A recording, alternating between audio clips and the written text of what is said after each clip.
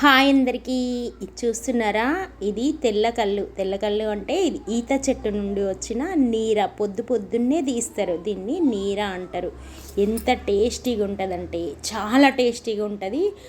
పొద్దున తాగితే అయితే అది లేట్ అవుతూ ఉంటే పుల్లగా అవుతుంది, కానీ మార్నింగే తాగాలి 7కి అట్లా. ఎంత టేస్టీగా ఉంటుందంటే అసలు మనకి డ్రింక్స్ ఉంటాయి కదా, ఈ థమ్స్ అప్ ఇలాంటివి, అసలు ఏ డ్రింక్ దీని మీదకి సాటి రాదు, దీనికి పోటీ లేదు, అంత బాగుంటుంది ఇది.